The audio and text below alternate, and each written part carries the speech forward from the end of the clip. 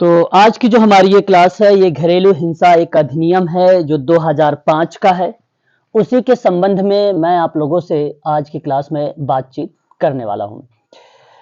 देखिए, ये जो टॉपिक है, अगर मैं आपसे बात करूँ तो DSSB में भी पूछा जा सकता है आप लोगों से, MPPSC सोशियोलॉजी में भी इस टॉपिक से सवाल आते रहते हैं, मेडिकल सोशल वर्क में तो आते ही हैं, साथ ही साथ UGC नेट के लिए तो ये इम्पोर्टेंट क्लास तो है ना इनके लिए, क्योंकि इनके में श्योर है 1 या 2 प्रश्न आप लोगों से पूछा जाना है ना। घरेलू हिंसा से महिलाओं का संरक्षण अधिनियम है ये, और जो 2005 में आया था।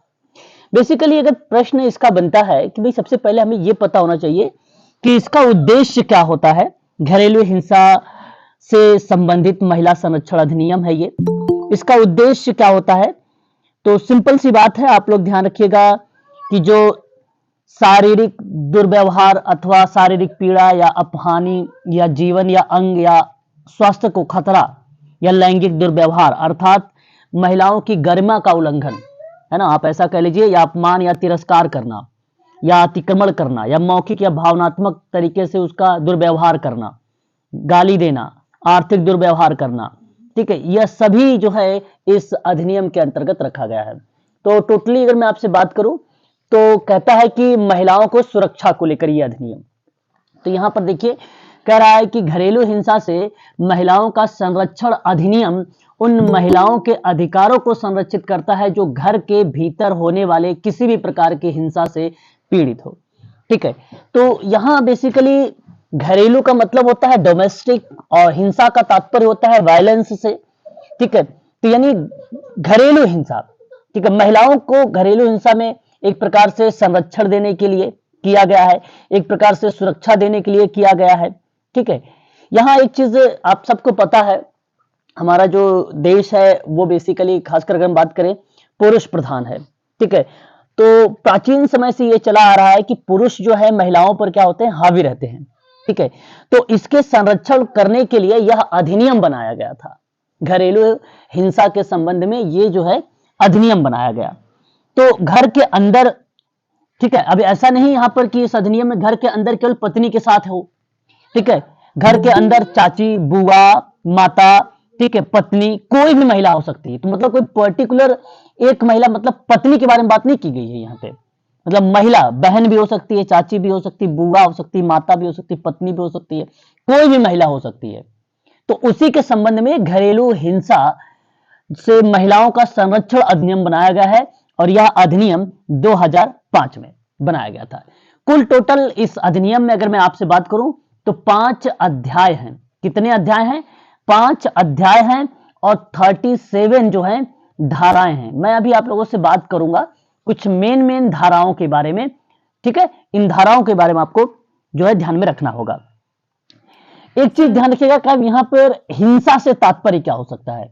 हिंसा से अगर कोई तात्पर्य होता है, हिंसा का मतलब अगर आपसे कोई पूछता है तो देखिए, जोर जबरदस्ती भी एक प्रकार की हिंसा ही कहलाती है। या आपसे अगर मैं आपसे कहूं कि शारीरिक रूप से हानि की बात कर रहा हो, या मानसिक रूप से हानि की बात कर रहा हो, या सामाजिक रूप से हानि की बात हो रही हो, या आर्थिक रूप से हानि की बात हो रही हो, तो इस संबंध में बेसिकली इसे कहा जाता है एक प्रकार से कि हिंसा। ठीक है, इसे एक प्रकार से हिंसा कहा जाता है। तो ये चीज आपको जो है ध्यान में रखना होगा, क्योंकि कुछ इंपॉर्टेंट तथ्य है, इसलिए इन तथ्यों को भी हमें ध्यान में रखना होगा। ठीक है, चलिए आगे बात करते हैं। देखिए, मैंने पहले भी आप लोगों से बता रखा, क्लास को समय पर आप ज्वाइन किया करें प्लीज। आप सब लोग जानते हो कि धारा जो 1 है, ये धारा बेसिकली जो रिलेट 1 करती है वो संक्षिप्त नाम विस्तार यानी उसका प्रारंभ वगैरह के बारे में जिक्र किया जाता है धारा 1 में। तो घरेलू हिंसा से महिलाओं का संरक्षण अधिनियम 2005 जो बताया गया है वो बेसिकली धारा 1 इसके अंतर्गत आती है। ठीक है, आगे अगर हम बात करते हैं, धारा 1 में ही विस्तार बताया गया, संपूर्ण भारत पर यह अधिनियम लागू है, घरेलू हिंसा अधिनियम 2005 का। और राष्ट्रपति की जो स्वीकृति है ये घरेलू हिंसा अधिनियम, ये डेट याद रखिएगा राष्ट्रपति द्वारा, तो 13 सितंबर 2005, 13 सितंबर 2005 को जो है बेसिकली ये राष्ट्रपति ने स्वीकृति दी है घरेलू हिंसा अधिनियम 2005 को। उसके बाद लागू कब हुआ, ध्यान से सुनिएगा, 26 अक्टूबर 2006 को ये जो है लागू हुआ है। तो ये धारा 1 में है। बेसिकली ये कोई भी धारा आप पढ़े, इस समय मैं आप लोगों से लगभग टारगेट लेके चल रहा हूं कि मैं आप लोगों से 20 धाराओं के बारे में बातचीत करूंगा जो इंपॉर्टेंट धाराएं होंगी। तो ये सभी धाराओं में आपको मिलेगा, एक में उसका विस्तार, स्वीकृति, लागू, यही आपको हर धारा मिल रहा है। पेपर में भी सवाल इससे नहीं पूछे गए हैं। धारा 2 बेसिकली क्या कहता है कि जो उस अधिनियम के कुछ इंपॉर्टेंट शब्द होते हैं उन शब्दों को परिभाषित करता है। ये कोई भी अधिनियम हो, कोई जरूरी नहीं कि केवल यही अधिनियम हो, कोई भी अधिनियम हो। आपने सभी अधिनियम में देखा भी है कि जो धारा 2 है वो महत्वपूर्ण शब्दों को क्या करती है, परिभाषित करती है ना। तो यहां अगर मैं आपसे बात करता हूं तो आप देख सकते हैं धारा 2 में व्यथित व्यक्ति यूज होता है। हालांकि ये पीएचडी सोशल वर्क में भी इस टॉपिक से सवाल पूछे गए, अदर एग्जामों में भी प्रश्न पूछे गए, आप लोग अच्छे से जानते भी हो इस टॉपिक के बारे में। तो व्यथित व्यक्ति का मतलब यहां पर अगर हम बात करते हैं तो ऐसी पीड़ित महिला से है जो प्रार्थी के घरेलू नातेदारी है या रही है और और जिसका अभी कथन है कि प्रार्थी द्वारा किसी घरेलू हिंसा का शिकार रही हो। व्यथित व्यक्ति का मतलब वही है कि एक ऐसी पीड़ित महिला जो प्रार्थी की घरेलू नातेदारी है या रही है जिसका अभिकथन है कि प्रार्थी द्वारा किसी घरेलू हिंसा की शिकार, तो वो व्यथित व्यक्ति होता है। सिंपल शब्दों में अगर कहा जाए तो व्यथित व्यक्ति क्या कह सकते हैं आप? व्यथित व्यक्ति क्या कह सकते हैं? पीड़ित या कानून के तहत किसी भी राहत के आवेदन कर सकती है व्यथित व्यक्ति। और व्यथित व्यक्ति की परिभाषा क्या हो सकती है, प्लीज एक बार स्पष्ट करिएगा। ठीक है, व्यथित व्यक्ति, सिंपल सी बात है, व्यथित व्यक्ति को क्या बोलते हैं हम लोग? पीड़ित व्यक्ति सर, पीड़ित, हाँ, जो चिंतित व्यक्ति हो, जो पीड़ित व्यक्ति हो, जो दुख से पीड़ित हो, जिसके ऊपर मुसीबत हो, चिंता हो, नाक में दम करना, ये शब्द जो रिलेट होता है वो व्यथित व्यक्ति। और व्यथित व्यक्ति का उपयोग कैसे करते हैं? बेसिकली भावनात्मक और शारीरिक रूप से परेशान महसूस कर रही है तो उस शब्द में व्यथित व्यक्ति यूज होता है। तो यूजीसी नेट में जब भी सवाल बनता है ना तो व्यथित व्यक्ति लिखेगा, और व्यथित व्यक्ति के बाद आपको ऑप्शन में क्या लिखता है कि भावनात्मक और शारीरिक रूप से परेशान महसूस करना। तो ये ऑप्शन में आपको रिलेट करता है। तो मैं कहूंगा 2 कीवर्ड हैं इस व्यथित व्यक्ति के लिए, और आप इसे ध्यान रखिएगा। अंत में मैं आप लोगों से कुछ क्वेश्चन करूंगा, इसलिए आप लोग ध्यान से सुने चलिएगा, क्योंकि क्वेश्चन को भी आप लोगों को करना है, इसी टॉपिक से है। तो भावनात्मक और शारीरिक रूप से परेशान, ठीक है, परेशान महसूस कर रही होती, तो वो रिलेट कराता है व्यथित व्यक्ति को। और वैसे तो अगर हम बात करते हैं दुख से पीड़ित होना, बेसिकली व्यथित व्यक्ति ही कहलाता है ना। इसमें अगर हम बात करते हैं तो बालक के अंतर्गत हुआ व्यक्ति आता है, वह व्यक्ति होगा ये बेसिकली जो 18 वर्ष से कम उम्र का हो, और उसके अंतर्गत जो है दत्तक, कॉमा होगा यहां पे, दत्तक, सौतेला या पोषित बालक भी आता है। ठीक है, दत्तक आपको मालूम है, सौतेला भी आप जानते हैं। एक बात यहां पर आ रही है, पोषित बालक, है ना, उम्मीद करता हूं आप इसे भी जानते होंगे। पोषित बालक का मतलब क्या हो जाता है? बेसिकली जैसे जैसे दुबलापन या त्वचा का ढीला होना या अत्यधिक पतले या हाथ पैर हड्डियां दिखना, ठीक है, वो बेसिकली कुपोषण को दर्शाता है। ठीक है, तो पोषित बालक भी यहां पर बेसिकली रिप्रेजेंट किया गया है। ठीक है, तो यही तो कारण था वहां पर भी कि जिक्र किया गया स्वास्थ्य के बारे में भी, साथ ही साथ जिक्र किया गया आर्थिक सामाजिक के रूप में भी हानि को लेकर दर्शाया गया। तो कभी कभी पेपर में क्या होता है, जब आर्थिक रूप से हानि की बात होती है तो वो सोचते हैं कि घरेलू हिंसा का पार्ट नहीं, उसको एलिमेंट कर देते हैं, चाहे वो आर्थिक हो, चाहे वो सामाजिक हो, चाहे वो शारीरिक या मानसिक हो, वो सारे के सारे ऑप्शन में करेक्ट हो जाते हैं। ठीक है, इसको ध्यान रखिएगा, आर्थिक वाला भी इस ऑप्शन में करेक्ट होता है। अभी आगे आप देखेंगे उसके बारे में भी। देखिए, घरेलू घटना की रिपोर्ट में ऐसी रिपोर्ट अभिप्रेत है। अभिप्रेत का मतलब होता है तात्पर्य, ये मैंने आप लोगों से लास्ट टाइम से बताते चले आ रहा हूं, जो किसी व्यथित व्यक्ति से घरेलू हिंसा की किसी शिकायत की प्राप्ति पर वित्त प्रारूप में तैयार की गई हो। यहां घरेलू हिंसा का वही अर्थ है जो धारा 3 में दिया गया है। आगे अभी धारा 3 में आप देखेंगे घरेलू हिंसा के बारे में, ठीक है। उसके जी, प्रेरित प्रेरित तो होता है मोटिवेशन, अभिप्रेत का मतलब होता है तात्पर्य, जी सर, है ना। अभिप्रेत का मतलब होता है तात्पर्य।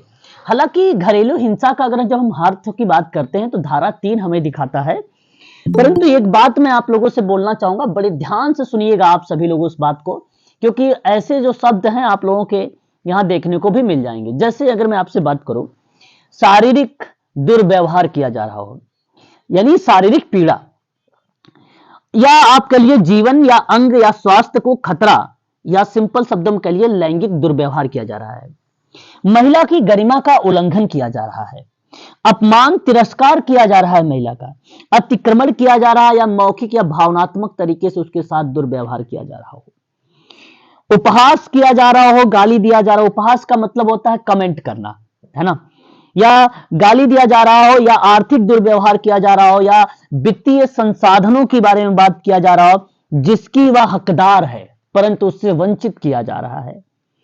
मानसिक रूप से टोटली अगर मैं आपसे कहूं कि वो वहां पर उसे परेशान किया जा रहा है महिला को, तो ये सभी प्रक्रिया घरेलू हिंसा कहलाती है। अभी आप धारा 3 में भी स्पष्ट आपको हो जाएगा। वहीं अगर हम बात करते हैं तो दहेज का वही अर्थ होगा जो दहेज प्रतिषेध अधिनियम 1961 में आप लोगों ने पढ़ा था।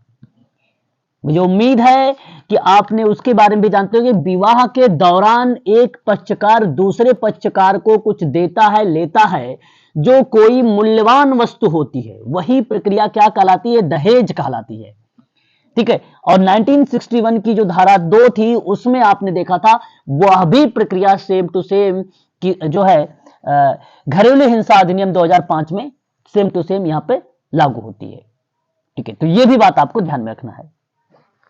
व्यथित व्यक्ति का, यानी व्यथित का मतलब होता है पीड़ित, व्यक्ति का मतलब होता है व्यक्ति यानी पर्सन, कोई भी हो सकता है। कोई भी होने का मतलब यह है कि महिला के परिप्रेक्ष्य में बात की गई है।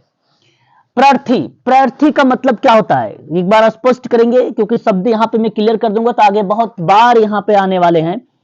प्रार्थी, प्रत्यार्थी, प्रत्यार्थी, प्रत्यार्थी, प्लीज बताएं।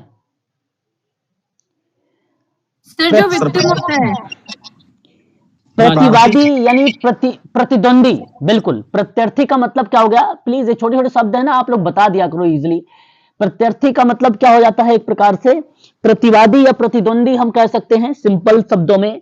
इस चीज को भी आप लोग ध्यान में रखिएगा क्योंकि ये शब्द कई बार अभी आप लोगों के सामने यूज होने वाला है। शत्रु, दुश्मन आप कह लीजिए, है ना, मुखालिफ भी आप कह लीजिए, प्रतिवादी आप कह लीजिए, इन शब्दों में प्रत्यर्थी शब्द यूज होता है। रिस्पोंडेंट इसको बोलते हैं प्रत्यर्थी को, ठीक है।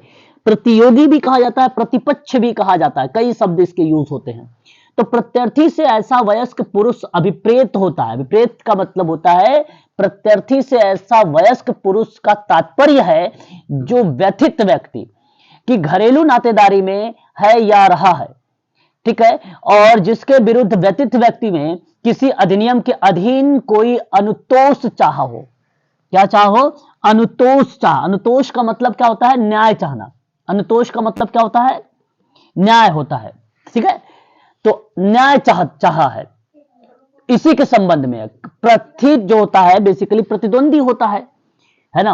और वहीं पर बात किया कि जिसके विरुद्ध, और जिसके विरुद्ध व्यथित व्यक्ति में इस अधिनियम के अधीन कोई न्याय चाहता है, वही शब्द प्रत्यर्थी से रिलेट कराता है। घरेलू नातेदारी के अंतर्गत भी व्यक्ति आती है या आता है जो देखो यहां पे साक्षी गृहस्थी में एक साथ रहते हैं। उम्मीद है आप इसे भी जानते होंगे। साक्षी गृहस्थी का मतलब सिंपल होता है संयुक्त परिवार। इसको क्या बोलते हैं? संयुक्त परिवार। देखिए बेसिकली क्या होता है कि जब पेपर में सवाल आता है तो कुछ इसी तरीके के लिख दिए जाते हैं शब्द और बड़े टफ होते हैं, बट यहां मैं इजी कर रहा हूं, अपने कॉपी पर भी आप इसे चाहो तो मेंशन कर सकते हो, ठीक है। तो संयुक्त परिवार में एक साथ रहते हैं या किसी समय एक साथ रह चुके हैं तथा वे समय तथा विवाह द्वारा या विवाह दत्तक ग्रहण के प्रत्यर्थी की किसी नातेदारी द्वारा संबंधित है या एक विभाजित परिवार के रूप में एक साथ रहने वाले परिवार के सदस्य हैं, ठीक है। तो यहां पे घरेलू नातेदारी के अंतर्गत भी जिक्र किया गया, कि बताया गया कि भाई संयुक्त परिवार में अगर एक साथ सभी लोग रहते हैं, आपको मालूम है संयुक्त परिवार के बारे में, ब्रॉड लेवल का परिवार होता है, जॉइंट फैमिली होती है, कई लोग उसमें होते हैं, किसी समय एक साथ रह रहे होते हैं, और वो समय या विवाह के द्वारा या विवाह में दत्तक ग्रहण या प्रार्थी की किसी नातेदारी से संबंधित एक विभाजित परिवार के रूप में एक साथ रहने वाले जो परिवार के सदस्य होते हैं वो बेसिकली रिलेट कराते हैं आपका धारा नंबर 2 के अंतर्गत साक्षी गृहस्थी। ठीक है, उसके बाद अगर हम बात करते हैं साक्षी गृहस्थी वह है जहां पीड़ित व्यक्ति रहता है। साक्षी गृहस्थी मतलब संयुक्त परिवार वह है जहां पीड़ित व्यक्ति रहता है या किसी घरेलू नातेदारी में, या तो अकेले या तो सत्यार्थी, यहां पे देखो जो है प्रत्यर्थी होगा, सत्यार्थी नहीं होगा, प्रत्यर्थी होगा, प्रत्यर्थी के साथ रह चुका है, और उसके अंतर्गत ऐसी गृहस्थी यानी ऐसा परिवार भी आता है जो पीड़ित व्यक्ति या प्रत्यर्थी के संयुक्त स्वामित्व या किराएदारी में हो। बेसिकली अगर हम बात करते हैं आप लोगों से यहाँ पे प्रत्यर्थी के बारे में, तो साक्षी गृहस्थी के बारे में सिंपल सी बात कहा है कि पीड़ित व्यक्ति रहता है, जहां किसी घरेलू नातेदारी में या अकेले या प्रत्यर्थी के साथ रह रहा होता है ना। या आप ऐसा भी कह सकते हो कि वहां पर कोई किराएदार भी रह रहा हो उसके स्वामित्व में, तो उस प्रक्रिया में बेसिकली ये साक्षी गृहस्थी शब्द यूज होता है, संयुक्त परिवार शब्द जो है यूज होता है। इस बात को आप ध्यान रखिएगा। उम्मीद करता हूं ये समझ में आ गया। अगर नहीं समझ में आया तो एक बार दोबारा से आप हमसे पूछ सकते हैं, बता दीजिए बात। सर प्रत्यार्थी वो होगा जो जैसे हस्बैंड होगा या उसके घर वाले होंगे, वो होगा प्रत्यार्थी। बिल्कुल, जो प्रतिद्वंदी है, जो व्यक्ति प्रतिद्वंदी है, जो वहां पर उसके साथ क्या कर रहा है, दुर्व्यवहार कर रहा है, ओके, है ना। हाँ, वो बेसिकली इसके अंतर्गत आ जाता है। अब देखिए अगर मैं आपसे बात करता हूं, बड़ा सिंपल शब्द है ये साक्षी गृहस्थी शब्द में साक्ष का मतलब आपको मालूम होगा, बेसिकली इसको गवाह शब्द में यूज किया जाता है ना। जो भाव यूज होते हैं आप कहते हैं साक्ष, गवाह, है ना। तो साक्षी परिवार का सदस्य में जैसे वसीयत बनाते समय कोई भी 2 लोग गवाह दे सकते हैं, ठीक है। उस प्रक्रिया में साक्षी परिवार का सदस्य के रूप में हमें देखने को मिलता है, या उसके करीबी नातेदार या रिश्तेदार देखने को मिल जाते हैं, उस शब्द में रिलेट होता है, ठीक है। धारा 3 देखिए, धारा 2 में एक साक्षी गृहस्थी शब्द यूज रखिएगा, एक व्यथित व्यक्ति यूज रखिएगा, ठीक है, और एक प्रत्यर्थी याद रखिएगा। धारा 2 का शब्द, धारा 2 कॉपी पर अगर आप चाहो तो नोट कर सकते हो। एक व्यथित व्यक्ति नोट करेंगे आप लोग, एक आप नोट करेंगे प्रत्यर्थी, और एक आप नोट करेंगे साक्षी गृहस्थी। ये 3 शब्द जो है धारा 2 के अंतर्गत बेसिकली रिलेट होते हैं। बस इतनी चीजें, ठीक है। सर एक बार वापस से बोल दीजिए। हाँ बिल्कुल, आप नोट कर लीजिए, मैं यहां पे बोल देता हूं, लिख भी देता हूं। एक आता है व्यक्ति, ठीक है, दूसरा आता है प्रत्यर्थी, तीसरा शब्द आता है यहां पे यूज में आता है, वो यूज होता है साक्षी गृहस्थी। ये 3 शब्द जो है यूज होता है धारा 2 के अंतर्गत। बस इतनी बात आपको ध्यान रखना। धारा 2 में पेपर में अगर आपसे प्रश्न भी बनेगा तो आप रिलेट कर सकते हैं। साक्षी में आपका संयुक्त परिवार यूज हो जाएगा, व्यथित व्यक्ति वही होता है जो पीड़ित व्यक्ति होता है, और प्रत्यर्थी वो होता है जो बेसिकली अपोजिट में होता है, उसके प्रतिद्वंदी में। धारा 3 क्या कहता है, मैंने अभी आपको बताया भी था धारा 3 के बारे में, उम्मीद है कि आप जानते भी इसके बारे में हैं। मैंने कहा था कि घरेलू हिंसा को परिभाषित किया गया और इस अधिनियम के अंतर्गत प्रयोजन के लिए प्रत्यर्थी का कोई कार्य लो या आचरण घरेलू हिंसा गठित करेगा यदि वह व्यथित व्यक्ति का शारीरिक दुरुपयोग, मानसिक दुरुपयोग, लैंगिक दुरुपयोग, मौखिक भावनात्मक दुरुपयोग या आर्थिक दुरुपयोग कारित करता है। अब देखिए व्यथित व्यक्ति का, अब व्यथित व्यक्ति का कौन कर रहा है ये सब दुरुपयोग? प्रार्थी कर रहा है। प्रार्थी का कोई कार्य ले लो या आचरण घरेलू का गठित करना कार्य, उसी को दर्शा रहा है। तो ये एक प्रकार की परिभाषा है। मैंने भी आपको कई शब्द जोड़े, मौखिक तरीके से और भावनात्मक दुर्व्यवहार, अपमान, उपहास, गाली, आर्थिक, सामाजिक, वित्तीय, ठीक है, और स्वास्थ्य का खतरा, लैंगिक दुर्व्यवहार, शारीरिक दुर्व्यवहार, ठीक है, जो है मानसिक दुर्व्यवहार, ये सभी प्रक्रिया बेसिकली क्या है, ये इसकी परिभाषा है। यही चीजें यहाँ पे रिप्रेजेंट। धारा 3 में परिभाषा दिया गया, बस ये बात ध्यान रखिएगा कि धारा 3 में परिभाषा है घरेलू हिंसा की। ठीक है, आगे क्या कहता है कि जी सर परिभाषा तो धारा 2 में भी बताई गई थी ना। धारा 2 में तो शब्दों की परिभाषा है ना, व्यथित व्यक्ति। देखो मैंने कहा कि अधिनियम के अंतर्गत कुछ शब्द होते हैं, जैसे बालक हो गया, व्यथित व्यक्ति हो गया, प्रार्थी हो गया, इसका मीनिंग बताया जाता है। धारा 3 में पूरी टोटल की परिभाषा, मतलब वो चीज है क्या, किस परिप्रेक्ष्य में है अधिनियम, उसकी परिभाषा आती है। तो यहां पे अगर हम बात करते हैं, पीड़ित व्यक्ति के स्वास्थ्य, सुरक्षा, जीवन अंग की या चाह किसी शारीरिक या मानसिक भलाई की कहानी करता है, या उससे कोई क्षति पहुंचाता है, या संकट में डालता है, या दहेज के लिए उत्पीड़ित करता है, या अपने आचरण द्वारा पीड़ित व्यक्ति से या उसके संबंधित पर धमकी का प्रभाव रखता है, या पीड़ित व्यक्ति को अन्यथा क्षति पहुंचाता है, या शारीरिक मानसिक उत्पीड़न करता है, वो भी। बात देखिए सिंपल सी वही है जो टोटल परिभाषा में थी। देखिए मैं बताऊं, शारीरिक, अगर मैं जिक्र करूं शारीरिक दुरुपयोग, जैसे क्या मार पीटना, थप्पड़ मारना, दांत काटना, ठोकर मारना, लात मारना इत्यादि बहुत सारे आते हैं शारीरिक दुर्व्यवहार में, दुरुपयोग में या दुर्व्यवहार में। तो वो बेसिकली क्या कहलाता है, वो कहलाता है आपका शारीरिक जो है दुरुपयोग। तो घरेलू संबंधों या नातेदारी में, देखो घरेलू संबंध, या जैसे कि अगर मैंने कहा संयुक्त परिवार का कोई सदस्य हो या कोई रिश्तेदार हो, उनके द्वारा किसी तरीके का अगर वहां पे शारीरिक दुरुपयोग हो रहा है, या वो मार रहा है, या पीट रहा है, या थप्पड़ मार रहा है, या ठोकर मार रहा है, दांत काट रहा है, लात मार रहा है, ये सभी क्या कहलाता, शारीरिक अधिनियम जो है घरेलू अधिनियम 2005 के अंतर्गत आ जाता है। पहली बात आपको बता दूं, यदि कोई घरेलू संबंध या कोई संबंध के लोग या उसके कोई व्यक्ति हो घरेलू, या कोई नातेदार हो या कोई रिश्तेदार हो जो लैंगिक शोषण के अंतर्गत आते हैं, जैसे जहां पे लैंगिक शोषण कर रहा हो, लैंगिक शोषण में जैसे बलात्कार या बलपूर्वक मनाए गए शारीरिक संबंध, अश्लील साहित्य सामग्री दिखाने के लिए मजबूर करना, अपमानित करना, या लैंगिक दुर्व्यवहार या लैंगिक व्यवहार जहां बालकों के साथ लैंगिक दुर्व्यवहार होता है, वो भी इसके अंतर्गत शामिल किया जाएगा। हाँ, आर्थिक एक हिंसा होता है, आर्थिक हिंसा होता है। घरेलू अधिनियम 2005 कहता है कि अगर कोई परिवार का सदस्य या कोई रिश्तेदार आपको या आपके बच्चे को अपनी देखभाल के लिए धन और संसाधन ना देता हो, आपको अपना रोजगार ना करने के लिए देता हो, जिसमें उसकी रुकावट बन रहा हो, या आय या वेतन इत्यादि आपसे ले रहा हो, ऐसा भी हो सकता है आप अगर कमा रहे हैं तो आपसे वो वेतन ले लेता है, आपसे आपकी जो भी आय होती है वो ले लेता है, घर से बाहर निकाल देता है, तो वह भी प्रक्रिया बेसिकली क्या कहलाती है, आर्थिक हिंसा का पार्ट बन जाती है, आर्थिक हिंसा का पार्ट बन जाती है। तो ये चीज भी आपको ध्यान में रखना होगा। ठीक है, तो ध्यान रखिएगा प्लीज आप सभी लोग, एक तो आर्थिक हिंसा, दूसरा मौखिक और भावनात्मक हिंसा, तीसरा आप लैंगिक शोषण, चौथा आप शारीरिक दुरुपयोग।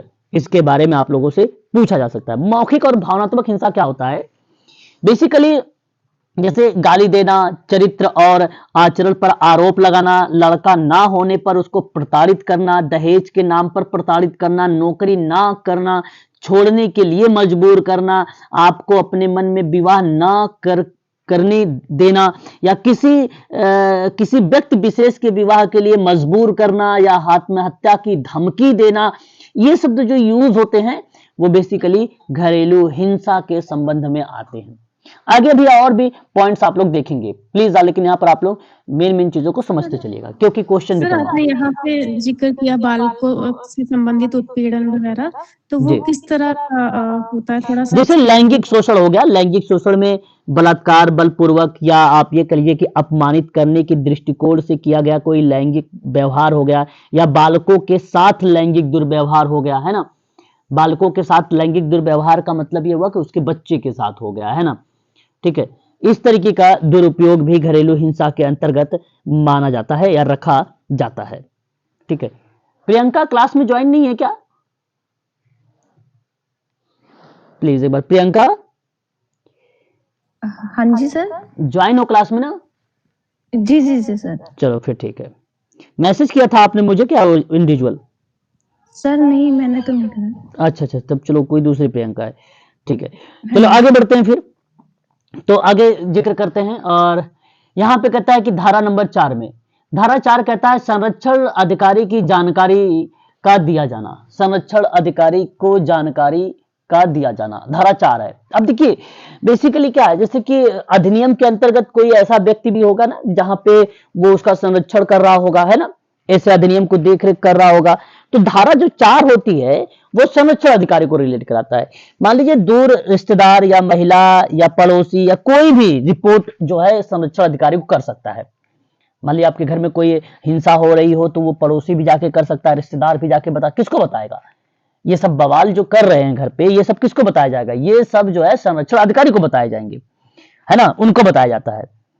और यहाँ पे अगर हम बात करें, और ये जो देने वाला सूचना हो, जो मतलब जो सूचना देने वाला व्यक्ति होता है ना, उसकी बात को भी गोपनीय रखा जाता है, ठीक है, वो उसकी बात को भी गोपनीय रखा जाता है। और जानकारी देने वाले के जो है दायित्व का अपवर्जन, यहाँ एक शब्द जो यूज हो रहा है वो शब्द क्या है, इस बात को भी ध्यान रखिएगा, अपवर्जन। उम्मीद है आप लोग जानते भी होंगे अपवर्जन का अर्थ त्याग या दान, है ना। जानकारी देने वाले के दायित्व का अगर हम बात करते हैं तो वहां पे कहीं कहीं बहिष्कार करना, बहिष्कार का मतलब त्यागना या एक प्रकार से गोपनीय रखना। अपवर्जन, गोपनीय शब्द बहुत अच्छा रहेगा अपवर्जन के शब्दों में, है ना, गोपनीय शब्द आप ध्यान रखेंगे, गोपनीयता। तो कोई भी व्यक्ति जिसके पास विश्वास करने का कारण है घरेलू हिंसा का कोई कार्य हो चुका हो रहा है या हो चुका या हो रहा है, किए गए संभावना है, तो संरक्षण अधिकारी इसके बारे में सूचना दे सकता है। यदि जानकारी देने वाला सद्भाव पूर्वक जानकारी देता है और यह जानकारी सत्य नहीं होती है तो उसके विरुद्ध कोई सिविल और दंडिक कार्यवाही भी नहीं की जाएगी। परंतु आप ऐसा मत करिएगा कि भाई किसी पड़ोसी को आप फंसा दीजिए इसमें, है ना, ऐसे में भाई दंड तो नहीं मिल रहा है ना, तो चलो आओ इनको बता देते, थोड़ा सा परेशान हो जाए, क्योंकि ये गलत है। फिर भी ये चीज ध्यान रखिए कि यहाँ पे जो है गोपनीय तो रखा जाएगा, अगर बाय द वे कुछ ना कुछ तो चीजें होती ही हैं ऐसी, है ना, ऐसा करना भी उचित नहीं होगा। उनके लिए कुछ ना कुछ चीजें तो दर्शाई ही गई होंगी, कुछ ना कुछ तो दंड मिलेगा ही मिलेगा, फिर भी अगर झूठी आपने कुछ चीजें बताया तो। वहीं अगर हम बात करते हैं धारा 5 में, धारा 5 कहता है कि पुलिस अधिकारियों की सेवा प्रदाताओं और मजिस्ट्रेट का कर्तव्य आ जाता है। धारा 5 जो रिप्रेजेंट करता है वो बेसिकली दर्शाता है किसको, तो पुलिस अधिकारियों और सेवा प्रदाताओं को जो सेवा प्रोवाइड करा रहा हो, है ना, प्रदाता का मतलब ये होता है ना। वहीं जब किसी पुलिस अधिकारी, संरक्षण अधिकारी, सेवा प्रदाता या मजिस्ट्रेट को किसी घरेलू हिंसा का परिवाद प्राप्त हो, परिवाद का मतलब होता है, जानते हैं आप लोग क्या, परिवार में कोई होने वाला मामला, परिवार में कोई होने वाला मामले को क्या बोलते हैं हम लोग, परिवाद कहते हैं, ठीक है, परिवाद कहते हैं, ये बात ध्यान रखिएगा। तो उनका कर्तव्य है कि वह व्यथित व्यक्ति को निम्नलिखित बारे में जानकारी दे। अच्छा, पुलिस अधिकारी का भी कर्तव्य है, मजिस्ट्रेटों का कर्तव्य है ये सब, कि भाई उनको जो परिवार में जो कोई मामला है उसके बारे में वो जानकारी उनको दे। अब क्या जानकारी दे, ये बात आप ध्यान से सुनिए। एक तो ये जानकारी दे कि सेवा प्रदाताओं की सेवाओं की उपलब्धता, उनकी जो सेवाएं हैं उनकी उपलब्धता को वहां पे उनको प्रोवाइड कराएं। संरक्षण प्रदाताओं की सेवाओं की उपलब्धता को प्रोवाइड कराएं।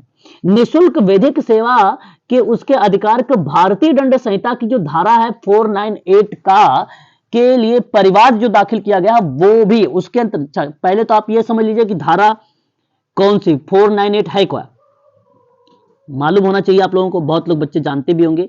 498 ए क्या कहता है, यानी का क्या बताता है, पीड़ित महिला दहेज, प्रताड़ना या क्रूरता करने पति या ससुराल वालों के खिलाफ मामला दर्ज करा सकता है। तो वह धारा आपकी क्या बनती है, 498 का बनती है। ये बात आप ध्यान से सुनिएगा, फिर से रिपीट करूंगा इसमें कि 498 का क्या कहता है कि पीड़ित महिलाएं दहेज, प्रताड़ना, क्रूरता करने वाले पति या ससुराल वालों के खिलाफ जो मामला दर्ज होता है वो 498 के अकॉर्डिंग आता है। जब कोई पति या उसके घर वाले या पत्नी जी, और ये गैर जमानती होता है ना इस धारा के अंदर। बिल्कुल बिल्कुल बिल्कुल। तो इसका अगर हम बात करते हैं तो कहता है कि जब कोई पति या उसके परिवार वाले या पति के रिश्तेदार या उसकी पत्नी पर किसी भी प्रकार की क्रूरता करते हैं तो यह बेसिकली क्या दर्शाया जाता है, यह आपको दर्शाता है 498, ठीक है, 498। हालांकि आपको इसमें यह भी मिलेगा कि 3 वर्ष के अवधि में कारावास होता है, साथ ही साथ उसका जुर्माना भी भरना पड़ता है। दोनों ऐसी प्रक्रियाओं में देखने को मिल सकता है। सजा बेसिकली जब प्रावधान में आता है तो इस चीज को भी आप लोग समझिएगा। तो अच्छा, ये जमानती है या गैर जमानती है, प्लीज एक बार स्पष्ट करिएगा। अभी शायद किसी बच्चे ने बताया भी है। क्या है 498 क्या है? गैर जमानती है सर, गैर जमानती है। इंडियन बिल- पेनल कोड 498 ये 1983 डाउरी में जुड़ा सर संशोधन में ये गैर जमानती है, संज्ञेय अपराध के अंतर्गत आता है सर। बिल्कुल, ये करेक्ट जवाब आ गया, बहुत बढ़िया। ये बेसिकली क्या है, गंभीर अपराध माना जाता है, इसलिए इसे धारा के तहत दोषी पाए गए व्यक्ति को 3 साल तक का कारावास जाना पड़ सकता है, और यह धारा जो है गैर जमानती कहलाता है। वेरी गुड, बहुत बढ़िया, ये चीज आप लोगों को ध्यान रखना है। उसके बाद हम बात करते हैं नेक्स्ट पॉइंट पर, धारा नंबर 6। धारा नंबर 6 दर्शाता है आश्रय गृह, आश्रय गृह भी बोला जाता है इसको। धारा 6, देखिए आप सबको पता होना चाहिए कि आश्रय गृह के बारे में पहली बात तो ये आप ध्यान रखिए, इसका कर्तव्य क्या है। इसका कर्तव्य है कि यदि कोई व्यक्ति, ठीक है, ध्यान से सुनने का प्रयास करिएगा आप सभी लोग, यहाँ जो शब्द यूज हुआ है, यदि कोई व्यक्ति या कि उसकी ओर से कोई संरक्षण अधिकारी या कोई सेवा प्रदाता आश्रय गृह के भार साधक व्यक्ति से उसको आश्रय गृह उपलब्ध कराने का अनुरोध करता है, तो वह व्यक्ति उसे आश्रय उपलब्ध करवाएगा। देखिए मतलब आश्रय का मतलब आप सब लोग समझ रहे हो, जैसे पेइंग गेस्ट का नाम आपने सुना होगा, पेइंग गेस्ट को ही बेसिकली आश्रय गृह का नाम में हम यूज करते हैं, गृह के रूप में यूज करते हैं, है ना। तो मान लीजिए कि कोई ना कोई जैसे मालिक होता है ना, कोई ना कोई मालिक होता है, उसके संबंध में, उस घर के मालिक के संबंध में बात की जा रही है। कोई सेवा प्रदाता किसी आश्रय गृह के भार साधक व्यक्ति से उसको आश्रय गृह उपलब्ध कराने का अनुरोध कर सकता है ना, अनुरोध करता है, तो व्यक्ति उसे आश्रय उपलब्ध करवाएगा। पेइंग गेस्ट यानी जो मान लीजिए कोई दिक्कत या कोई प्रॉब्लम वहां जहां पे हुआ है, तो उसे सही जगह पे एक सही तरीके से उसे मकान भी उपलब्ध कराने का हक बनता है ना, ताकि वो सही तरीके से अपना जो है गुजर बसर कर सके, यानी रह सके, इस तरीके कोई बवाल वगैरह ना देखने को उसको मिले। ये चीजें आपको धारा नंबर 6 में दर्शाया गया है। वही बात पेइंग गेस्ट आश्रय गृह, याद रखिएगा आश्रय गृह घरेलू हिंसा अधिनियम में पेपर में सवाल भी आ चुका है कि आश्रय गृह जो होता है वो कौन सी धारा में आया है, तो याद रखिएगा धारा नंबर 6, ये सवाल आ भी चुका है, ठीक है, याद रखिएगा। धारा 7 के अंतर्गत किसी भी चिकित्सकीय सुविधाओं के भार साधक व्यक्ति के चिकित्सकीय सुविधाओं के कर्तव्यों के बारे में बात किया गया है धारा नंबर 7 में।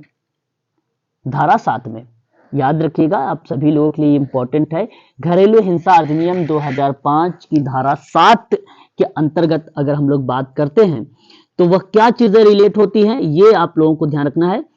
घरेलू हिंसा के कार्यों के कारण उसे मानसिक यातना, एक मिनट, मानसिक यातना या भावनात्मक परेशानी सहित चोटों के लिए जो मुआवजा या क्षतिपूर्ति होती है ना, वो बेसिकली यहाँ पे प्रोवाइड कराई जाएगी। तो मेडिकल कुछ सेवाएं हैं वो भी आपको पूरा कराया जाए। तो मेडिकल सेवा कहां पे प्रोवाइड कराई जाएगी, धारा 7 में करवाई जाएगी।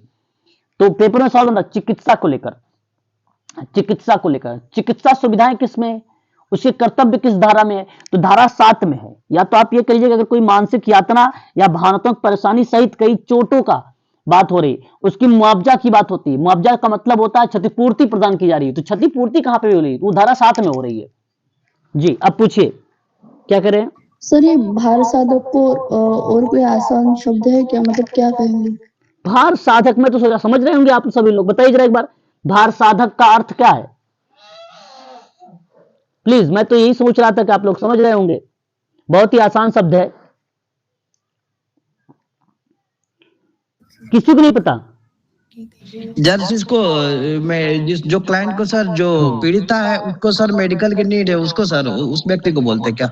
कार्यभार वाले को बोलते हैं, जो कार्यभारी होता है उसी कार्यभार। प्रभा, आप इंचार्ज जानते हो, इंचार्ज, सुविधा दी जाए, इंचार्ज आप जानते हैं, इंचार्ज अच्छा संरक्षण, अच्छा इसके संरक्षण अधिकारी जो होती हैं सर। बिल्कुल, हाँ बिल्कुल, भार साधक में संरक्षण अधिकारी कह लीजिए आप, बिल्कुल। हाँ, इसके अंतर्गत सर संरक्षण राज्य का रिस्पॉन्सिबिलिटी है कि संरक्षण अधिकारी को करे सर। बिल्कुल, संरक्षण अधिकारी बेसिकली तो यूज में आ जाता है, लेकिन जो भार साधक यूज होता है वो कंफर्म नहीं होता है कि संरक्षण अधिकारी कौन है, बशर्ते ये पता चल जाता है भार साधक में कहीं ना कोई ना जो भी व्यक्ति होगा कोई ना कोई वह इंचार्ज ही होगा, है ना, किसी न किसी चीज का इंचार्ज ही होगा। तो मेडिकल लाइन का इंचार्ज है वो, चिकित्सकीय सुविधा के इंचार्ज व्यक्ति से चिकित्सा सुविधाओं के कर्तव्य की अपेक्षा की जाएगी, तो इंचार्ज से ही किया जाएगा, तो वो इंचार्ज है, उसी को भार साधक बोलते हैं, सिंपल शब्दों में इसको बोला जाता है भार साधक। बड़ा इसी शब्द था, चलो कोई बात नहीं, आपने पूछ लिया, अच्छी बात। इसी तरीके से किसी को भी कोई टफ शब्द लगे प्लीज आप लोग पूछ लिया करें तुरंत, है ना। मुझे लगा कि आप लोग समझ रहे होंगे, इसलिए मैं इसके बारे में बता नहीं रहा था। आगे बात करते हैं। धारा 8, धारा 8 क्या कहता है? इसके अंतर्गत राज्य कर्तव्य प्रत्येक जिले के लिए आवश्यकता अनुसार संरक्षण अधिकारी नियुक्त करेगा। चलिए अच्छा भैया, अब देखिए प्रत्येक जिला के लिए धारा 8 में क्या है? संरक्षण अधिकारी नियुक्त होगा, है ना, प्रत्येक जिला में। ये राज्य सरकार का कर्तव्य है, बात ध्यान से सुनिएगा। धारा 8 है, राज्य सरकार कहती है कि प्रत्येक जिले में आवश्यकता अनुसार संरक्षण अधिकारी को नियुक्त होगा, और ऐसा संरक्षण अधिकारी जहां तक संभव हो सके वह महिलाएं होंगी। वो संरक्षण अधिकारी कौन होगा?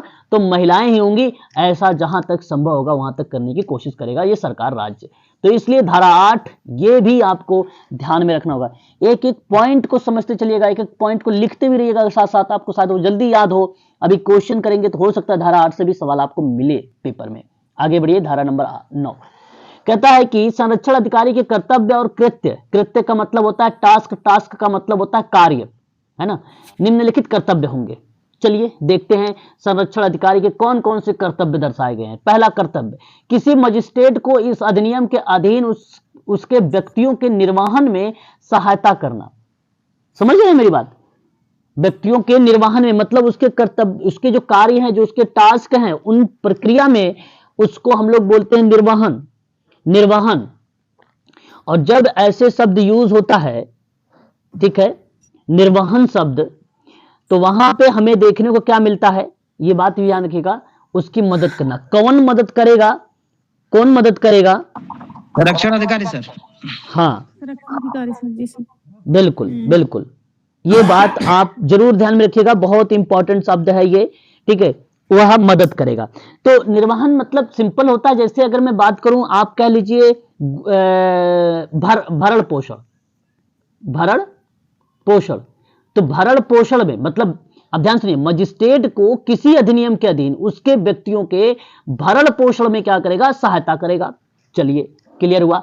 फिर कहता है कि मजिस्ट्रेट को किसी घरेलू हिंसा की शिकायत होने पर घरेलू घटना की रिपोर्ट करेगा। चलिए दूसरा कर्तव्य होगा उसका, ठीक है, घरेलू घटना को क्या करेगा? रिपोर्ट करेगा भाई, पूरी डिटेल बनाएगा। फिर उसके बाद भार साधक यानी इंचार्ज पुलिस अधिकारी और उस क्षेत्र की सेवा प्रदाताओं को हिंसा को शिकायत की प्रतियां अग्रसरित करेगा, मतलब प्रेजेंट करना, यहां पे प्रस्तुत करना। अग्रसरित का मतलब हो जाता है जैसे भेजना, भी एक प्रकार से हम बोलते हैं भेजी जाती है ना। तो जैसे यहां पे क्या हुआ कि अधिकारी और उस क्षेत्र का जो सेवा प्रदाता होगा उसको हिंसा की शिकायत के लिए जो प्रतिलिपियां या प्रतियां होंगी, प्रतियां का मतलब समझ रहे हैं आप लोग, जो भी रिपोर्ट वगैरह उसने लिखा है, जो भी कंटेंट बनाया है, ठीक है, उसको भेजी जाएगी या यहां पर अग्रसरित किया जाएगा।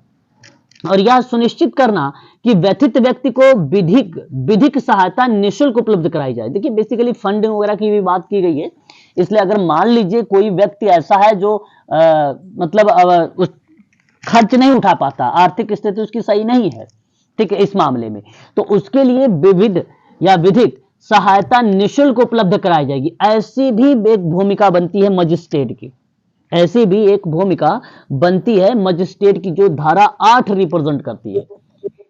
फिर उसके बाद देखिए कुल टोटल मजिस्ट्रेट की यहां पर अगर हम बात कर रहे हैं, आप लोगों से फिर से दोहरा दो, धारा 9 है। धारा 9 में क्या क्या बातें बताई गई है संरक्षण अधिकारी के कर्तव्य को लेकर? व्यक्तियों का भरण पोषण में सहायता करना, शिकायत के लिए घरेलू घटना की रिपोर्ट भी कर देना। फिर उसके बाद पुलिस अधिकारी को उस क्षेत्र में जो है सेवा प्रदाताओं के हिंसा की प्रतियों में अग्रसरित करना। फिर व्यथित व्यक्ति को लिए विधिक सहायता निःशुल्क उपलब्ध करा देना। सभी सेवाएं प्रदाताओं और विधिक सहायता परमहंस जो है परमहंस आश्रम और चिकित्सा सुविधा उपलब्ध कराने वाले आज के लिए सूची रखना। अच्छा, यहां देखिए क्या होता है, जैसे चिकित्सा सुविधा उपलब्ध कराना, ठीक है, आश्रम की व्यवस्था या विविध व्यवस्था की बात करना, उसकी एक सूची बनाना। सभी सेवा प्रदाताओं में अगर हम बात करते हैं तो आज के समय में अगर ऐसी प्रक्रिया होती है तो जैसे कौन कौन से हेल्प ले रहे हैं, कितने लोग हेल्प ले चुके हैं, कितने लोग हेल्प का जो प्रोसेस चल रहा है, मेडिकल कितने लोगों की सेवाएं चल रही हैं, ठीक है, आश्रम वाली सेवाएं में क्या प्रक्रिया है, इस तरीके की सूची बनाना। और ये बेसिकली धारा नंबर 9 के अंतर्गत भी जिक्र किया गया संरक्षण अधिकारी के अंतर्गत, ठीक है। तो ये कुछ पॉइंट्स थे, मैं आप लोगों से कहूंगा कि पॉइंट आप याद रखिएगा।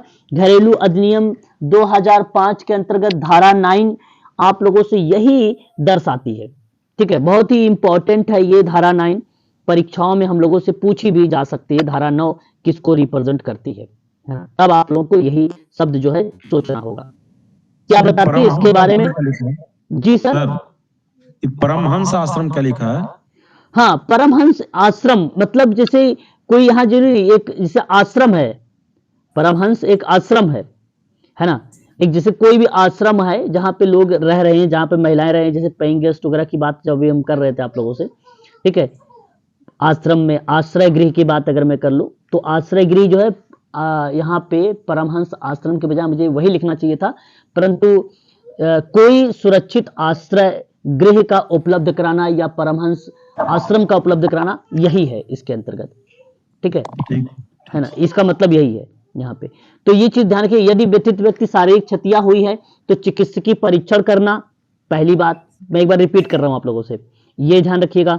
अगर आपसे पूछा जाए कर्तव्यों का जो विहित किया गया है उसका पालन करना, मजिस्ट्रेट के नियंत्रण और पर्यवेक्षण के अधीन होना, ठीक है, ये भी चीजें इसके अंतर्गत आ जाती है। और साथ ही साथ यदि व्यथित व्यक्ति ऐसी अपेक्षा करता है तो कोई सुरक्षित आश्रय उपलब्ध करवा देना, आश्रय गृह उपलब्ध करवा देना। सभी सेवा प्रदाताओं को जो मजिस्ट्रेट की अधिकारिता वाले स्थानीय क्षेत्र हैं उसमें सहायता, परामर्श, आश्रय गृह और चिकित्सा सुविधा उपलब्ध करा देना। सुनिश्चित करना कि किसी व्यथित व्यक्ति को विविध सेवा प्राधिकरण अधिनियम एक 1987 है उसके अधीन विविध सहायता उपलब्ध कराना, ठीक है, शिकायत वगैरह मुक्त सेवाएं उपलब्ध कराना, ये चीजें उसके अंतर्गत आ जाती है।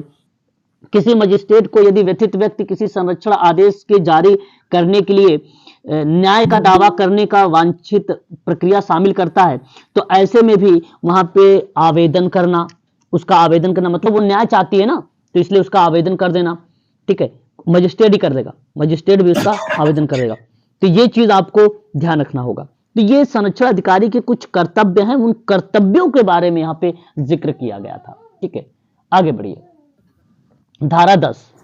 धारा 10 क्या कहता है कि कोई स्वैच्छिक संगठन या कंपनी जो महिलाओं के अधिकारों की सुरक्षा करती है जो एक सेवा प्रदाताओं के रूप में राज्य सरकार के पास पंजीकरण कराने की बात करती है, तो ये आपको धारा 10 बताती है। सेवा प्रदाता या जो नियमता निबंधित हो या आप ये कहिए कि मजिस्ट्रेट या संरक्षण अधिकारी को घरेलू हिंसा की सूचना दे सकता हो, तो उसके संबंध में ये बेसिकली धारा जो 10 है ना, कोई स्वैच्छिक संगठन या कोई कंपनी जो महिलाओं के लिए अधिकारों की सुरक्षा करती हो, है ना, तो बेसिकली एनजीओ टाइप में आ सकते हैं सर। जैसे देखिए संस्था हो गई, बिल्कुल एनजीओ हो गई, कंपनी हो गया, आप बना सकते हो, है ना, आप बना सकते हो, फिर संस्था बना सकते हो, ठीक है। और वहां पर क्या करना है, वहां पर आपको उसका रजिस्ट्रेशन करवा सकते हैं, आप उसका रजिस्ट्रेशन करवा के आप उसकी हेल्प कर सकते हैं। तो ये पंजीकरण करके राज्य सरकार के पास से पंजीकरण करेगी और उसके बाद उसका हेल्प कर सकती है। तो ये कंपनी भी कर सकती है, संस्था भी कर सकती है, एनजीओ कर सकती है, स्वैच्छिक संगठन भी कर सकती है, तो ऐसा काम कर सकती है, वो धारा 10 है। उम्मीद है समझ रहे होंगे कि घरेलू हिंसा अधिनियम अगर किसी महिला के साथ हो रही तो राज्य सरकार ने वहां पे कोई एनजीओ बना रखा होगा, कोई स्वैच्छिक संगठन बना रखा होगा, कोई संस्था बना रखा होगा, तो वहां महिलाओं के अधिकारों की सुरक्षा की जाएगी, है ना, वहां पे महिलाओं की सुरक्षा की जो है सुरक्षा की जाएगी और उसकी समस्या को सुना भी जाएगा, ठीक है। तो ये काम बेसिकली घरेलू हिंसा अधिनियम में धारा 10 में बताया गया है। धारा 11 कहता है कि सरकार का कर्तव्य जिक्र किया, केंद्र सरकार और प्रत्येक राज्य सरकार निम्नलिखित उपाय करेगी। नियमित अंतराल पर अगर हम बात करें, लोग जैसे मीडिया हो गया, radio, television and print media द्वारा व्यापक प्रचार प्रसार भी किया जाएगा। बड़ा इजी है, ये तो सरकार का कर्तव्य ये है। फिर कहता है केंद्र और राज्य सरकार की बात करते हैं तो इसके अधिकारियों से पुलिस अधिकारी हो गया, न्यायिक जो है सेवा हो गया, इसके सदस्य सहित जो है समय समय पर प्रशिक्षण भी प्रदान किया जाएगा। यहाँ एक पॉइंट ध्यान रखिएगा नोट्स की, सरकार का जो कर्तव्य यहाँ पे दर्शाया गया है ना, जो सरकार का कर्तव्य दर्शाया गया है, यहाँ पर केंद्र सरकार प्लस राज्य सरकार दोनों शामिल रहेगा, याद रखिएगा, यहाँ पे दोनों शामिल रहेगा, ठीक है। केंद्र सरकार और प्रत्येक राज्य सरकार निम्नलिखित उपाय करता है और ये उपाय आप देख रहे हैं यहाँ पे नीचे दिए भी गए हैं, ठीक है। ये बात ध्यान, पेपर में सवाल आया था, अभी मैंने इसको लिया भी है, आप लोग देखिएगा किस टाइप का सवाल बना था। धारा 12 कहता है मजिस्ट्रेट के आवेदन के बारे में, यदि कोई व्यक्ति व्यथित या संरक्षण अधिकारी या व्यथित व्यक्ति की ओर से कोई अन्य व्यक्ति इस अधिनियम के अधीन एक या अधिक न्याय, अनुतोष का मतलब न्याय प्राप्त करने के लिए मजिस्ट्रेट को आवेदन प्रस्तुत कर सकेगा। अभी हम लोग थोड़ा सा देखे भी थे, मजिस्ट्रेट के कर्तव्य में भी यही शब्द। मजिस्ट्रेट सुनवाई की पहली तारीख नियत करेगा, पहली तारीख नियत करेगा जो न्यायालय द्वारा आवेदन की प्राप्ति की तारीख सामान्यतः 3 दिन से अधिक नहीं होनी चाहिए। ठीक है, तो मजिस्ट्रेट की सुनवाई में बेसिकली क्या है, न्यायालय के द्वारा आवेदन की जो प्राप्ति होगी वो 3 दिन से अधिक नहीं होनी चाहिए और नहीं होगी भी, ये बात आप ध्यान रखिएगा।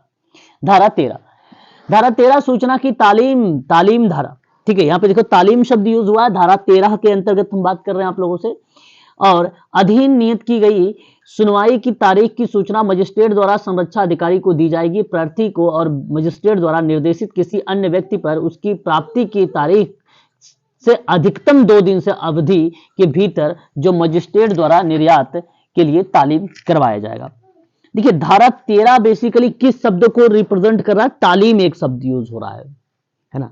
घरेलू हिंसा अधिनियम की धारा 13 के अंतर्गत अगर हम आपसे बात करते हैं तो वह क्या आपको दर्शाता है, धारा 13 आपसे क्या बोलने की कोशिश कर रहा है, प्लीज एक बार रिलेट कराएं। तालीम का मतलब समझ रहे हैं आप? ओके, और उसने जो कुछ भी निर्देश दिया उसको फॉलो करना। ओके, देखिए जो धारा 12 के दिन जो भी कार्रवाई की गई वो 13 के अंतर्गत मतलब वो पूरी होंगी।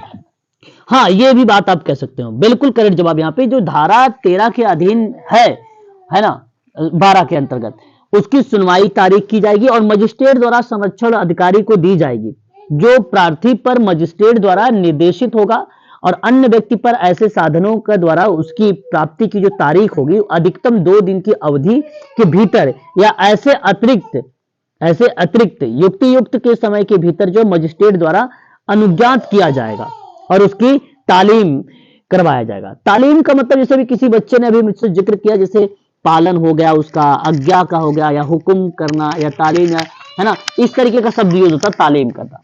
ठीक है, तालीम इसको बोला जाता है ना। आज्ञा को ही तालीम कहा जाता है, आप ऐसा कह लीजिए, या उसका पालन करो। ठीक है, वो भी तालीम शब्द को ही हुक्म आदेश बोल सकते क्या? हाँ बिल्कुल, श्योर, आज्ञा आदेश है ना, बिल्कुल हुक्म, तालीम वही होता है। ठीक है, उसके बाद धारा 16 कहता है कि कार्यवाही का बंद कमरे में किया जाना। देखिए गोपनीय होगा, जो भी कार्यवाही होगी वो बंद कमरे में होगा, गोपनीय होगा। यदि मजिस्ट्रेट ऐसा समझता है कि मामले की परिस्थिति कारण ऐसा आवश्यक है, यदि कार्यवाही का कोई पक्षकार ऐसी वंश करे तो ऐसे अधिनियम के अधीन कार्यवाही या बंद कमरे में संचालित किया जाएगा। और ये बात शायद तभी अगर कोई व्यथित व्यक्ति भी कहता भी है इस तरीके की चीज करने के लिए, ठीक है, कार्यवाही के दौरान कोई ऐसी दिक्कतें आ भी रही है तो वो बंद कमरे में होगा, यानी एक प्रकार से जितने भी डेटा वगैरह होंगे वो सीक्रेट होंगे। वो आपको धारा कौन सी बताती है? 16 बताती है। धारा 18 क्या कहता है? संरक्षण आदेश के बारे में। मजिस्ट्रेट व्यथित व्यक्ति में प्रत्युत्तरदाता को सुनवाई का एक अवसर दिए जाने के बाद, पश्चात का मतलब होता है बाद, और उसका प्रथम दृष्टया पॉइंट ऑफ व्यू समाधान होने पर व्यथित व्यक्ति के पक्ष में प्रत्युत्तरदाता को निम्नलिखित निषिद्ध करते हुए संरक्षण आदेश पारित कर सकता है। पहला, घरेलू हिंसा के लिए किसी कार्य को करने के लिए आदेश दे सकता है।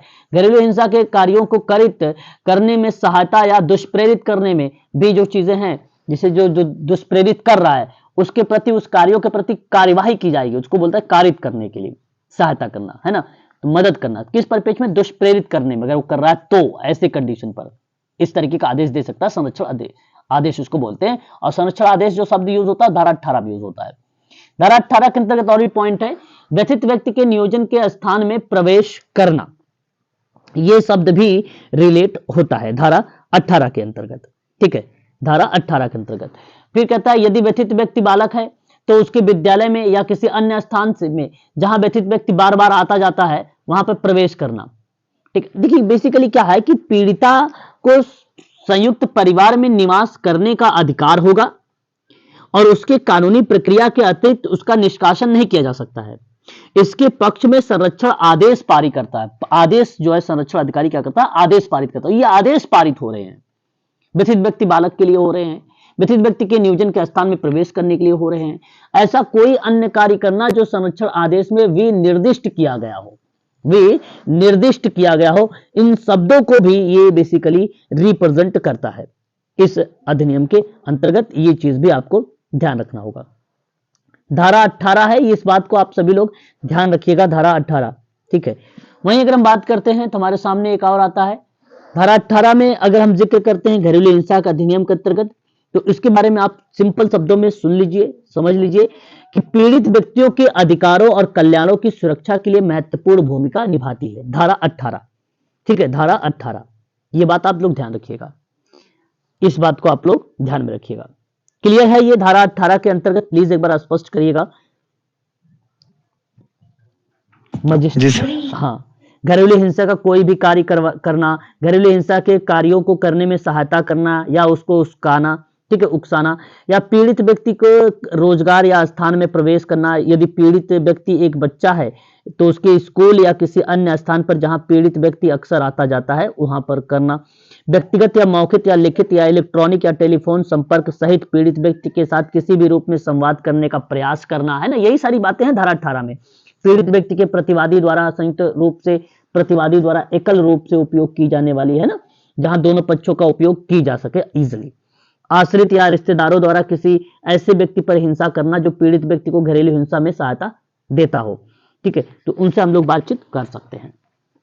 आगे बात करते हैं धारा नंबर आपके 20, धनी अनुतोष, है ना, धनी जो है न्याय के संबंध में है। तो आवेदन का निपटारा करते समय मजिस्ट्रेट घरेलू हिंसा के परिणाम स्वरूप व्यथित व्यक्ति या उसकी किसी संतान को नुकसान की पूर्ति के लिए धन संबंधित न्याय प्रत्युत्तरदाता से करवाया जाएगा। प्रत्युत्तरदाता आप समझ गए होंगे, जो एक प्रकार से जो व्यक्ति इसके प्रतिद्वंदी के रूप में है उससे करवाया जाएगा धन संबंधित अनुतोष में। धारा अगर हम बात करते हैं 23 में कि अंतरिम और एक पक्षीय आदेश देने की सख्ती नहीं होगा, सस्ती होता है, शक्ति पावर, अच्छा चलिए शक्ति के पावर से। तो मजिस्ट्रेट इस अधिनियम के अधीन जो है उसके समक्ष किसी कार्यवाही में ऐसा अंतरिम आदेश और न्याय संगत या अनुपयुक्त होगा, न्याय संगत और उपयुक्त होगा जो पारित कर सकेगा। तो अंतरिम और एक पक्षीय शब्द को यहाँ पे रिलेट किया गया है धारा 23 के अंतर्गत, धारा 23 के अंतर्गत, ठीक है। तो धारा 23 में क्या शब्द है अगर आप लोगों से पूछा जाए तो इजीली किस तरीके से आप धारा 23 को रिप्रेजेंट कर सकते हैं सरल शब्दों में, तो मैं आपको बता देता हूं, आप लोग इसे ध्यान से सुन लीजिएगा। धारा 23 के अंतर्गत जब भी जिक्र किया जाता है तो मजिस्ट्रेट पीड़ित महिला या उसके साथ जो प्रत्यर्थी होता है उसके द्वारा की गई घरेलू हिंसा यानी मानसिक यातना हो गया, भावनात्मक चोट हो गया, वो चीजें इसमें शामिल किया गया है। और क्षतिपूर्ति के लिए प्रत्यर्थी को पीड़ित महिला को मुआवजा यानी हर्जाना देने का आदेश जो दे सकता है वो इसके अंतर्गत पारित करता है, ठीक है, आदेश देने की पारित कर हर्जाना। तो अगर मानसिक यातना किया है, भावनात्मक चोट पहुंचाया है ना, तो उसका क्षतिपूर्ति करेगा प्रत्यर्थी, उसका प्रत्यर्थी। तो वो धारा 23 के अंतर्गत जिक्र किया गया। 23 में ये शब्द बड़ा इंपॉर्टेंट है, अंतरिम और एक पक्षीय आदेश देने की जो शक्ति है वो बेसिकली इसी के अंतर्गत आती है। ये पॉइंट बड़ा इंपॉर्टेंट है 23 के अंतर्गत, ठीक है। 27 और यहां देखो न्यायालय की आदेश की जो प्रतियां होती है निःशुल्क देना, वो 24 के अंतर्गत बताया गया है। यहाँ पे आप 24 इंपॉर्टेंट नहीं, धारा 27 देखिए, जो इंपॉर्टेंट है उस पर बात कर रहा हूं। अधिकारिता एक शब्द यूज हुआ, प्रथम वर्ग न्यायिक मजिस्ट्रेट या महानगर मजिस्ट्रेट या न्यायालय जिसकी स्थानीय सीमाओं के भीतर हो। तो व्यथित व्यक्ति अस्थायी रूप से अस्थायी रूप से निवास करता हो या कारोबार करता हो या नियोजित हो, ये दर्शाया गया अधिकारिता के रूप में। प्रत्यर्थी निवास करता है या कारोबार करता है या नियोजित करता है, ये दर्शाया गया है। तो धारा 27 जो है इसके अंतर्गत ये शब्द रिलेट किए गए हैं इस अधिनियम के अंतर्गत, धारा 27 में, ठीक है, क्लियर रहेगा। धारा 27 के अंतर्गत 27 के अंतर्गत 27 क्या बताता है? सिंपल है, न्यायिक मजिस्ट्रेट, महानगर मजिस्ट्रेट, न्यायालय इत्यादि के बारे में जिक्र किया गया है ना, यही है 27।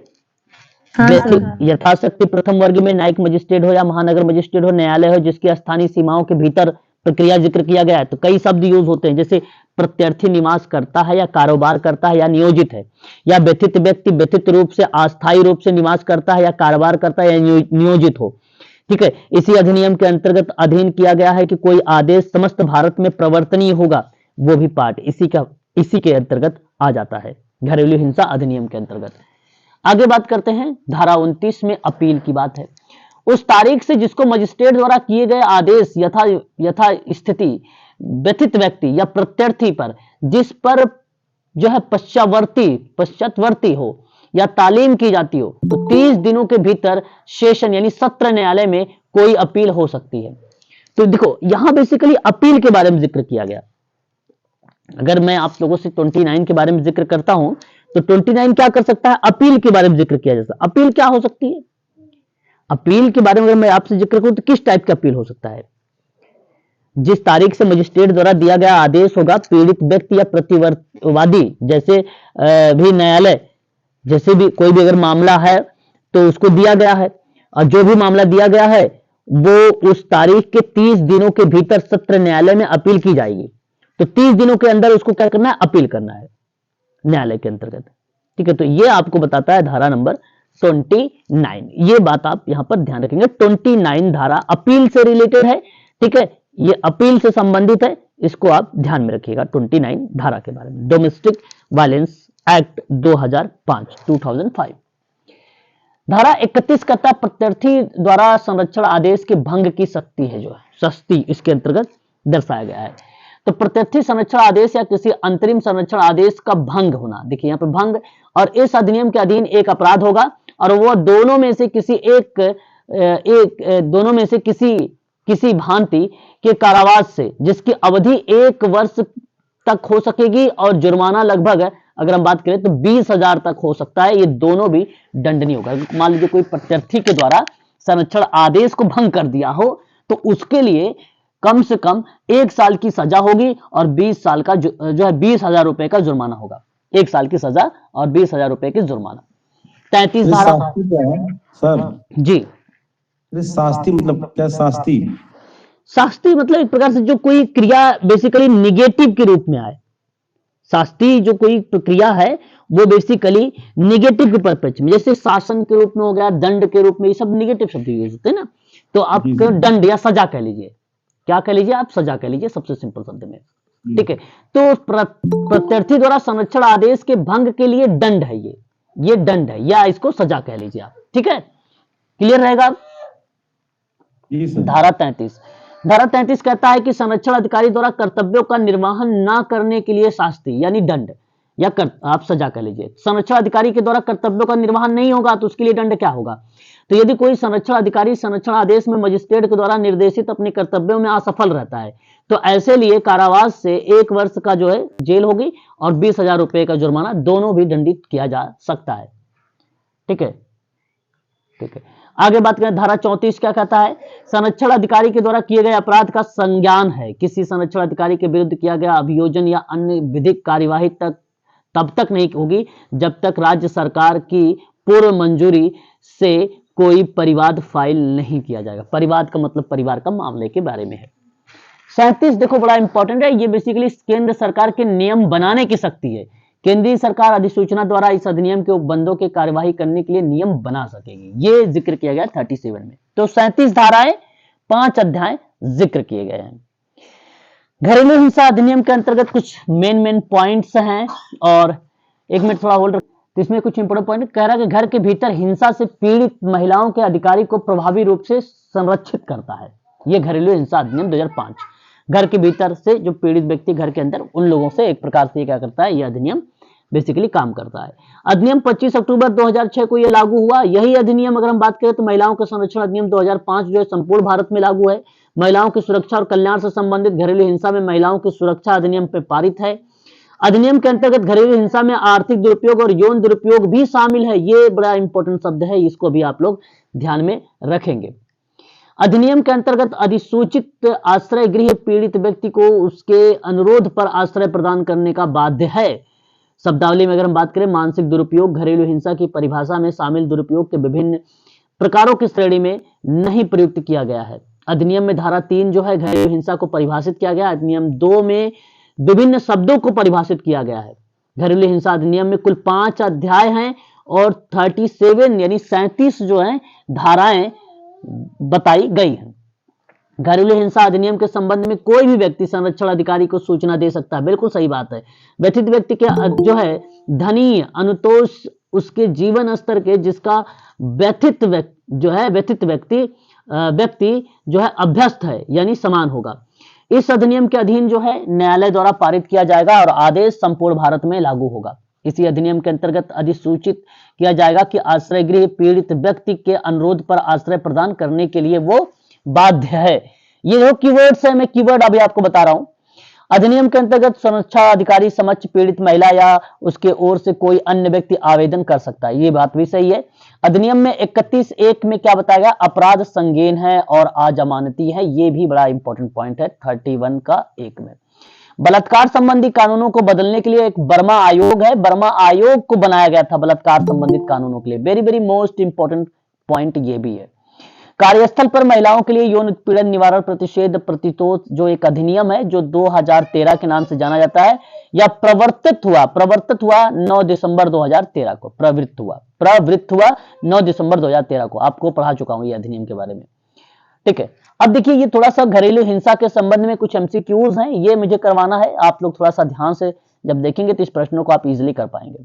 पहला सवाल, घरेलू हिंसा अधिनियम 2005 कब प्रवर्तन में आया था, ये आपके सामने सवाल है। सही ऑप्शन इसका क्या होना चाहिए, 26 अक्टूबर 2000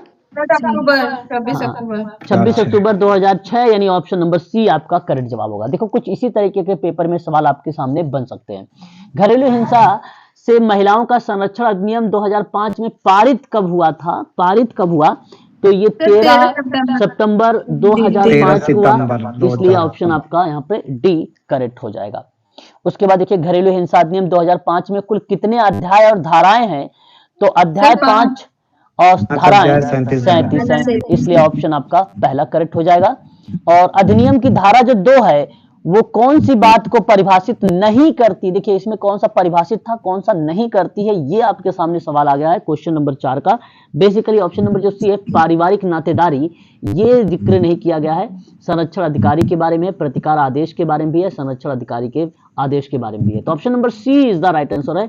ये धारा 2 के अंतर्गत ये जिक्र नहीं किया। बाकी मैंने 2-3 शब्द और, साक्षी जो है गृहस्थी यूज करवाया था, व्यक्ति भी यूज करवाया था, व्यक्ति और प्रत्यर्थी जी। प्रतिकार आदेश क्या रहेगा सर? प्रतिकार आदेश का मतलब होता है, एक सिंपल सी शब्द है प्रतिकार आदेश। कहने का भाव ये होता है इसके अंतर्गत कि मान लीजिए कि जब कोई न्यायालय जुर्माने का दंडादेश देता है, दंडादेश जो शब्द यूज होता है, कोई ऐसा दंडादेश जहां पे जिसके अंतर्गत मृत्यु वगैरह के शब्द में आ रहा है, तो कहने का तात्पर्य एक प्रतिकार देने का आदेश में ऑर्डर टू पे एक प्रकार से दंड के परिप्रेक्ष्य में है ना, दंडादेश जिसके अंतर्गत मृत्यु दंडादेश भी शामिल है ना, वो जहां पे उसको बोलते प्रतिकार आदेश बोलते हैं। तब निर्णय देते समय यह न्यायालय यह आदेश दे सकता है कि वसूल किए जाए जब जुर्माने या उसके किसी एक भाग के रूप में, ठीक है।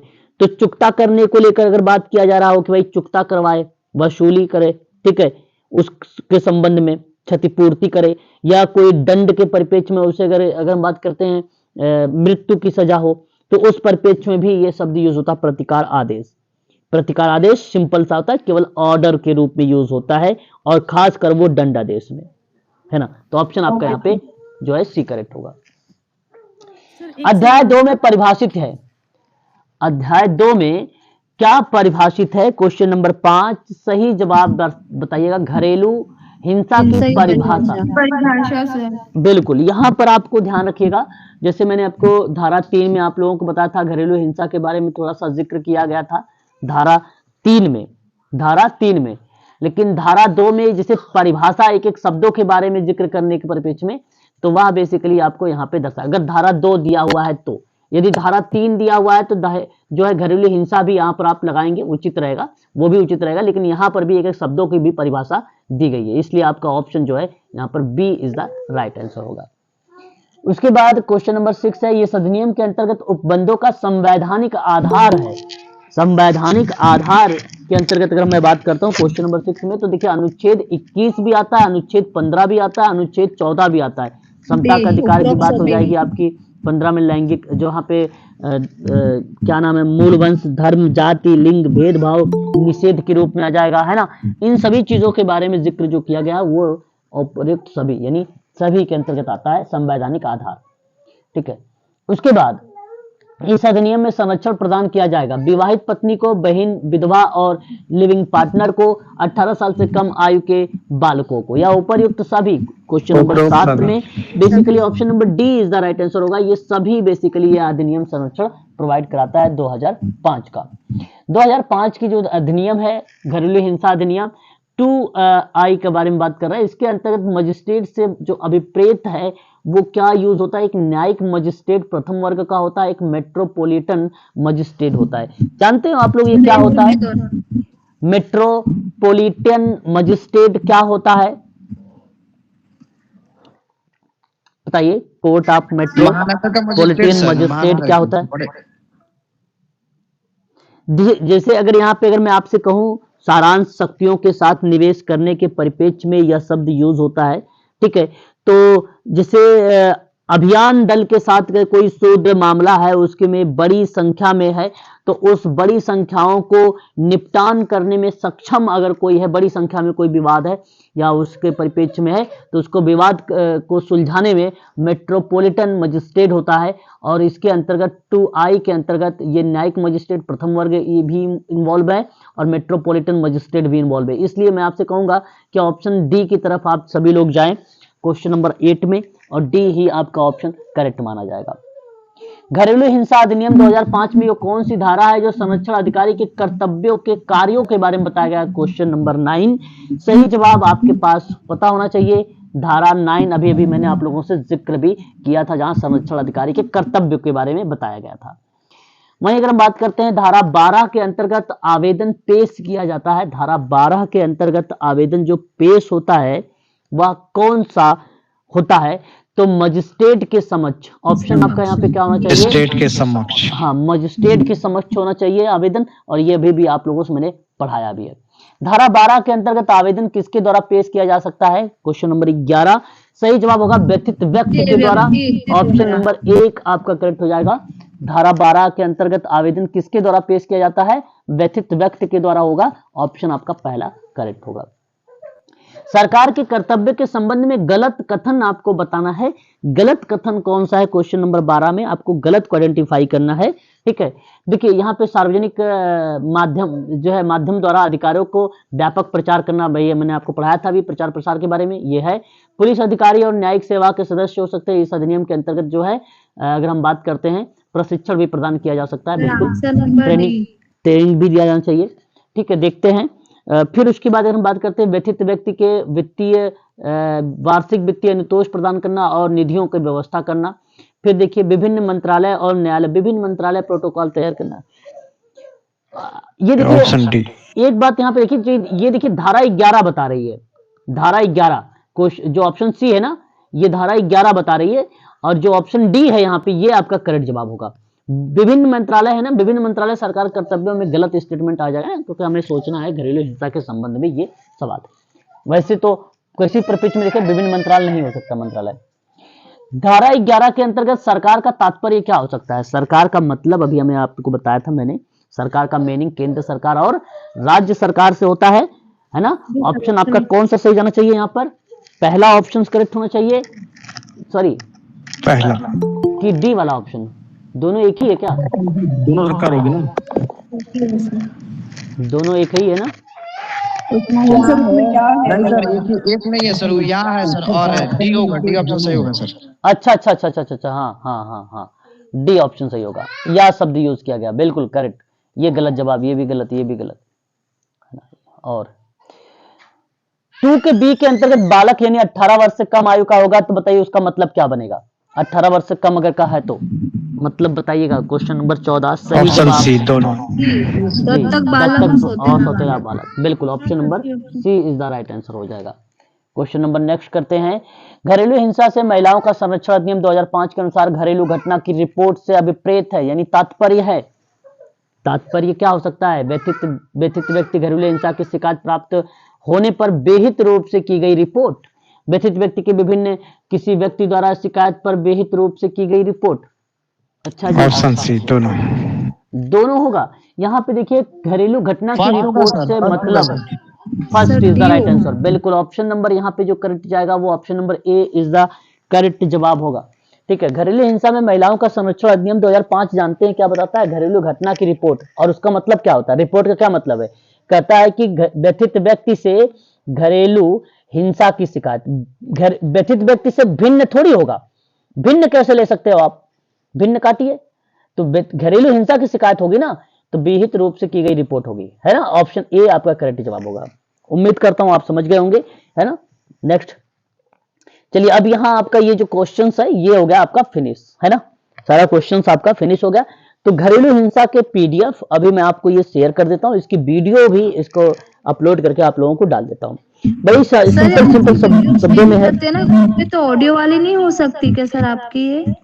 ऑडियो मतलब सर जो अभी मतलब आपने जो भी जितना पढ़ाया है वो सारा ऑडियो वाला ग्रुप पे नहीं आ सकता क्या वीडियो? क्रिस्टी बोल रही हो क्या? नहीं सर, पूनम बोल रही, नई स्टूडेंट हूँ। अच्छा। तो मैंने ग्रुप में तभी डाला था, नहीं पहुंचा है अभी आपके पास। अभी कोई बात नहीं, आज ही ज्वाइन किया क्लास हो आप? नहीं सर, परसों से ज्वाइन किया, परसों नरसों से ज्वाइन किया। अच्छा, चलो कोई बात नहीं। कोई यूजीसी में हो?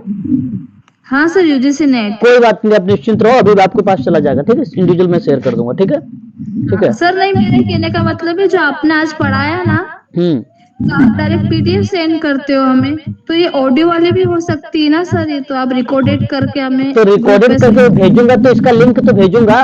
बोला तो यही मैंने कि लिंक भी शेयर करूंगा आपको, इसकी वीडियो, है ना। ये वीडियो भी शेयर करूंगा ना। ठीक है, थैंक यू सर।